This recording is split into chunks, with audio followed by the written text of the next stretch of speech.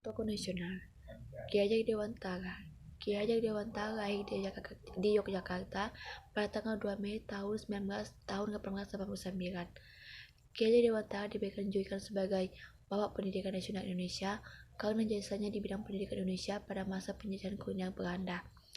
Ki Hajar Dewantara mendirikan sekolah bernama Taman Siswa di Yogyakarta pada 3 Juli 1922. Lewat Taman Siswa, ia berusaha memadupadankan pendidikan gaya Eropa dengan Jawa tradisional. Di sekolah ini juga, Ki Hajar Dewantara menumbuhkan kesadaran terhadap siswa Bumi Putra akan hak-hak mereka untuk mendapat pendidikan. Dua tokoh daerah.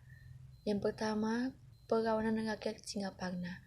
Perlawanan Rakyat Singaparna adalah aksi perlawanan yang dilakukan rakyat Singaparna terhadap Jepang pada 25 Februari tahun 1944.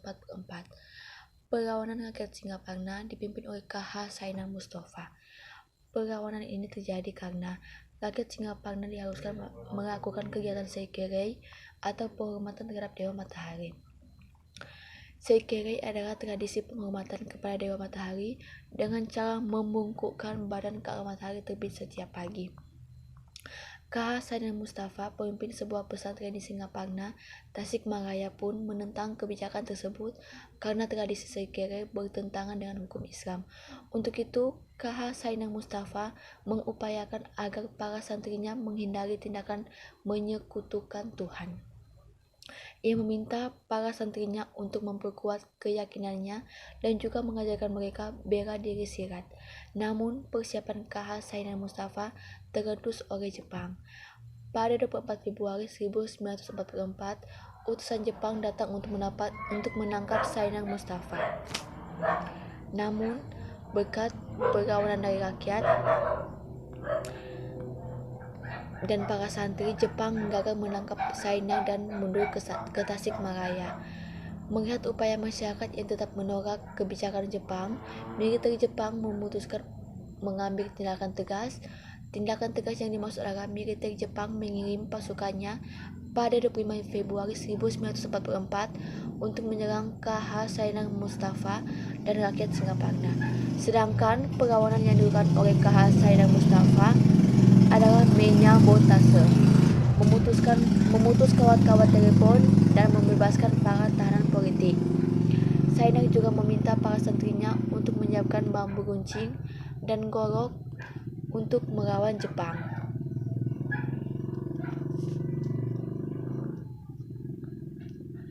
Sayangnya, dalam pertempuran ini, rakyat Singaparna mengalami kekalahan. Rakyat Singaparna berhasil ditangkap oleh Jepang dan K.H. Sainan Mustafa dijatuhi hukuman mati. Dan dampak dari peristiwa ini ialah 86 santri gugur, meninggal di Singaparna karena disiksa oleh 4 orang, meninggal di penjara Tasikmalaya karena disiksa oleh sebanyak 2 orang, 38 orang meninggal di penjara Sukamiskin, dan 10 orang mengalami kecacatan. Yang kedua, Perlawanan Rakyat Indramayu. Perlawanan Rakyat Indramayu dilakukan pada tahun 1944, disebabkan oleh adanya kewajiban untuk menyetorkan hasil penanaman padi kepada Jepang. Di bawah pimpinan para tokoh, rakyat Indramayu melakukan perlawanan terhadap Jepang secara besar-besaran, hingga ke pelosok-pelosok desa. Pada 1942, Jepang mendarat Indonesia dan ingin berkuasa karena mengincar kekayaan sumber-sumber bahan mentah, terutama minyak bumi yang dimanfaatkan untuk kepentingan perangnya. Jepang pun berhasil merebut Indonesia dari tangan Belanda pada Maret 1942.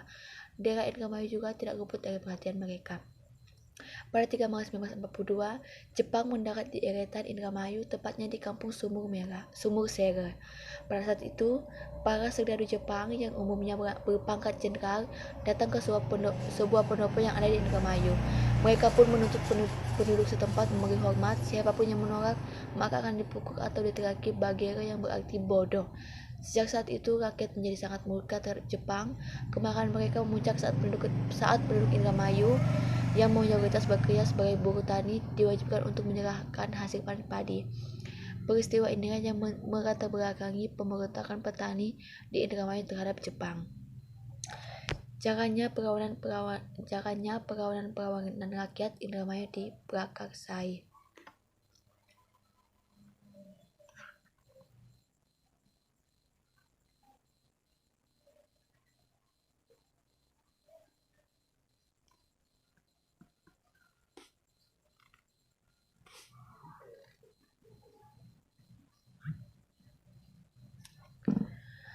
Perlawanan rakyat Indramayu diprakarsai oleh petani dan dipimpin oleh para ulama. Beberapa tokoh Indramayu dan perlawanan rakyat terhadap Jepang adalah Haji Madrias, Haji Kartiwa, dan Kiai Selengseng. Pada Maret 1944, petani yang ada di desa Kapulongan melancarkan protes karena masalah kewajiban serap padi. Tentara Jepang yang ada di Cirebon setelah mendengar masalah itu segera datang dengan membawa satu kompi truk melalui desa Kedung Bunder. Setelah itu ditambah lagi satu truk polisi berisi senjata lengkap menuju ke desa Kapulongan.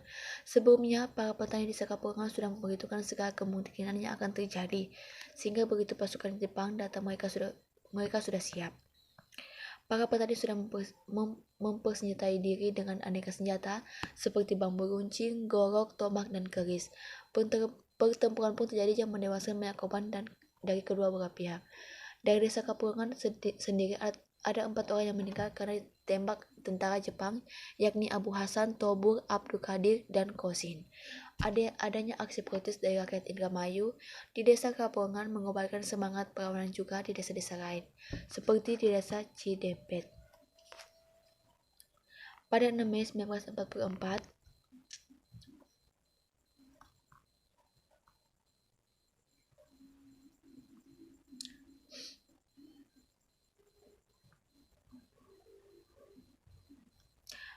1944, pemberontakan pun meletus di Cidempet dengan sebab perlawanan yang sama.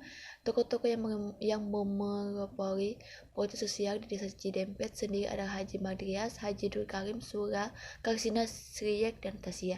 Mereka yang memimpin ratusan hingga ribuan rakyat dari desa-desa kecamatan Gobener, Sindang, dan Gesalang untuk melawan Jepang. Akhir perlawanan rakyat Indramayu. Setelah pecah pertempuran di Cidempet yang merembet hingga ke daerah lainnya, tidak lagi terlihat aparat pemerintah Jepang baik sipil maupun militer datang ke sana. Pihak Jepang memilih mengirimkan Haji Abdullah Fakih untuk bernegosiasi dengan rakyat Indramayu. Namun Haji Abdullah ternyata hanya bagian takdir Jepang untuk bisa menangkap para pemimpin Indramayu. Akibat strategi itu, banyak pemimpin yang berhasil ditangkap dan ditahan di sel tahanan pendopo Indramayu. Belum berhenti di situ, Jepang melanjutkan siasat mereka dengan menyebarkan pamflet ke daerah-daerah. Isi pamflet tersebut adalah rakyat Indramayu diminta untuk menyerahkan diri ke pendopo dan tidak perlu khawatir karena semua akan dijaga dan dilindungi.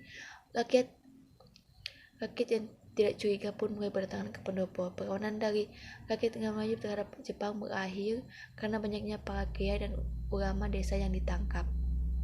Selain itu, peristiwa proklamasi kemerdekaan Indonesia membuat Jepang angkat kaki dari Indramayu. Dampak pemberontakan petani Indramayu yang berakhir pada bentrok fisik membuat korban jiwa berjatuhan, banyak tentara Jepang yang tewas, begitu pula dengan para petani dan ulama yang gugur atau di penjara oleh Jepang. Kendati demikian, pasca perlawanan berlangsung, rakyat Indramayu justru semakin giat bekerja karena hasil panen tidak lagi disetor oleh Jepang yang telah angkat kaki dari Indonesia.